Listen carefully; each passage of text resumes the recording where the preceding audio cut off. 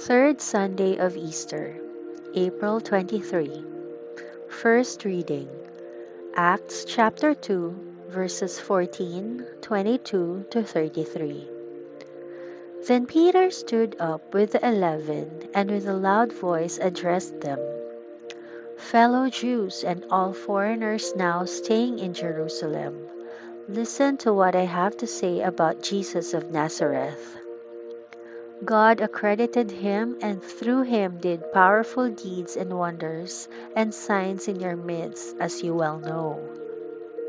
You delivered him to sinners to be crucified and killed, and in this way the purpose of God from all times was fulfilled. But God raised him to life and released him from the pain of death, because it was impossible for him to be held in the power of death.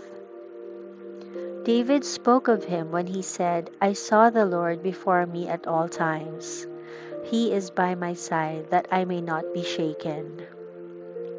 Therefore my heart was glad and my tongue rejoiced. My body too will live in hope. Because you will not forsake me in the abode of the dead, nor allow your Holy One to experience corruption. You have made known to me the paths of life, and your presence will fill me with joy. Friends, I don't need to prove that the patriarch David died and was buried.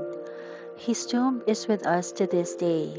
But he knew that God has sworn to him that one of his descendants would sit upon his throne, and as he was a prophet, he foresaw and spoke of the resurrection of the Messiah.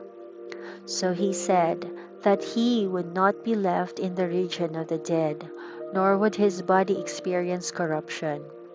This Messiah is Jesus, and we are all witnesses that God raised him to life.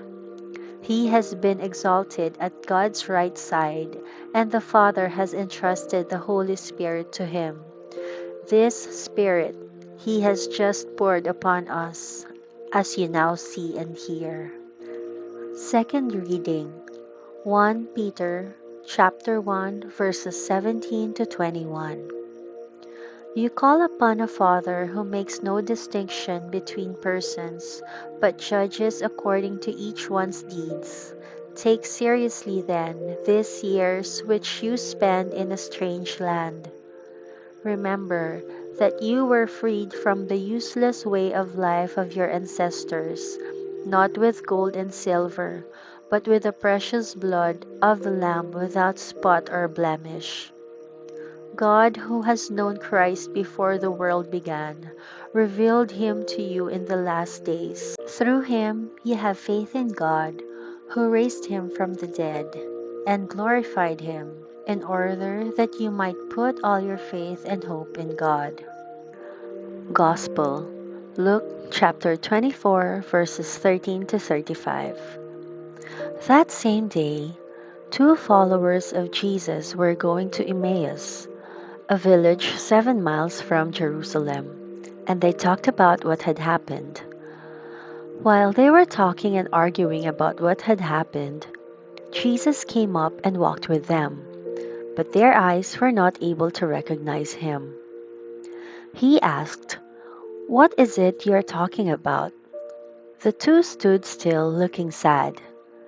Then the one named Cleophas answered, "Why, it seems you are the only traveler to Jerusalem who doesn't know what has happened there this past few days." And he asked, "What is it?" They replied, "It is about Jesus of Nazareth. He was a prophet, you know, mighty in word and deed before God and the people. But the chief priests and our rulers sentenced him to death. They handed him over to be crucified. We had hoped that he would redeem Israel. It is now the third day since all this took place. It is also true that some women of our group have disturbed us. When they went to the tomb at dawn, they did not find his body. And they came and told us that they had had a vision of angels who said that Jesus was alive. He said to them, 'How dull you are! How slow of understanding! Is the message of the prophets too difficult for you to understand? Is it not written that the Christ should suffer all this and then enter his glory?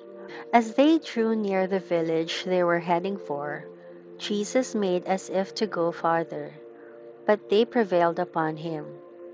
Stay with us, for night comes quickly. The day is now almost over. So he went in to stay with them. When they were at table, he took the bread, said a blessing, broke it, and gave each a piece. Then their eyes were opened, and they recognized him, but he vanished out of their sight. And they said to one another, "Were not our hearts burning within us when he was talking to us on the road and explaining the scriptures?" They immediately set out and returned to Jerusalem. There they found the 11 and their companions gathered together. They were greeted by these words, "Yes, it is true. The Lord is risen. He has appeared to Simon." Then the two told what had happened on the road to Emmaus, and how Jesus had made himself known when he broke bread with them.